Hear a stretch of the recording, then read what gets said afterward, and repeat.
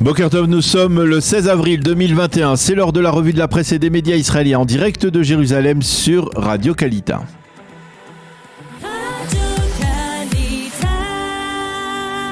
On retrouve Daniel Haïk à Jérusalem comme tous les matins et ce matin, en ce lendemain de Yom Ha'atzmaut, Daniel, les premières pages des quotidiens israéliens ont encore un bel air de fête.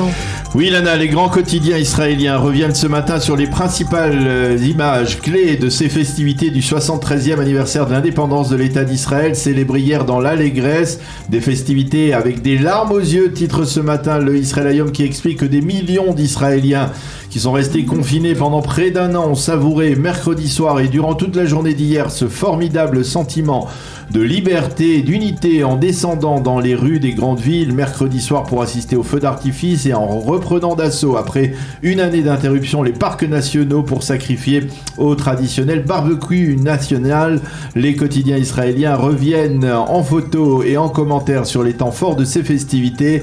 La cérémonie d'ouverture de ces festivités sur le mont Herzl mercredi soir, avec mentionné en une du Yediot Aharonot les deux femmes courage que sont Adi Gouzi et Shira Isakov, avec Yahish Giyad, cet Israélien de 102 ans originaire du Yémen qui a ému toute une nation en allumant un flambeau, avec la photo des 120 soldats et officiers méritants reçus hier matin par le président de l'État Reuven Rivlin, et avec les photos de la parade aérienne qui a traversé les cieux d'Israël de Kiryat Shmona à Eilat pendant plusieurs heures pour le plus grand bonheur des jeunes et des moins jeunes, avec également le lauréat du concours biblique international Gilad Abramov de la Yeshiva du Bnei Akiva de Natania, et enfin avec les lauréats du prix d'Israël qui récompense l'excellence.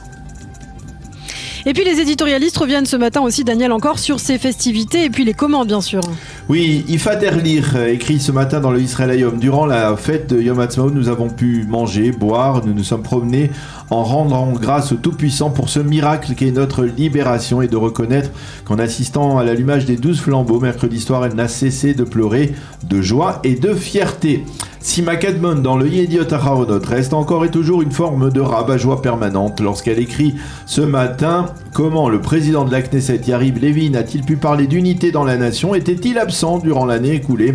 Comment a-t-il pu parler d'années de créativité alors que tous les artistes étaient confinés? Bref, selon Kadmon, dans le Yediot, un discours totalement décalé prononcé par le président de la Knesset le soir des festivités du Yom Ha'atzmaut. Et enfin, dans son éditorial central, le Haaretz déplore que ces festivités du Yom Ha'atzmaut aient été mises à profit par Binyamin Netanyahou pour vanter ses propres mérites, alors qu'elles auraient dû, comme le veut la tradition, être le symbole d'un consensus national.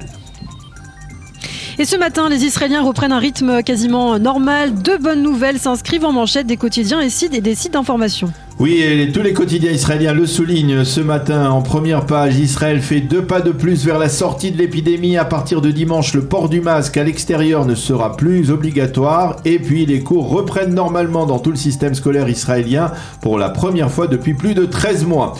Le site du Maariv nous indique que 200 nouveaux malades ont été recensés hier avec un taux de positivité de 0,3%, ce qui est donc un taux quasiment nul. Le virus bat en retraite, annoncent les journaux, qui citent toutefois la mise en garde du patron de Pfizer, Albert Bourla, qui estime qu'il est possible qu'il faille administrer une 3e dose de vaccin dans un délai d'1 an pour rester protégé du coronavirus. Et avec ce retour à la normale, les tractations politiques en vue de la formation d'une coalition reprennent leur place. Oui, et dès hier soir, la chaîne 12 indiquait que les pourparlers entre Binyamin Netanyahou et Naftali Bennett ont progressé. Les deux hommes parlent de répartition de portefeuilles ministériels. Bennett pourrait devenir dans le prochain gouvernement vice-premier ministre et ministre de la Défense, tandis qu'Ayelet Shaked deviendrait ministre des Affaires étrangères. Seul problème, même avec Bennett, le Premier ministre doit se contenter d'une coalition de 59 députés. Alors le Israël Hayom indique qu'au Likoud, on accentue les pressions sur Betzalel Smotrich du sionisme religieux afin qu'il accepte le soutien même ponctuel et de l'extérieur de la fameuse liste arabe de Raham qui aurait fait connaître ses exigences au Likoud, des exigences avec lesquelles apparemment le parti de droite pourrait vivre, dit-on.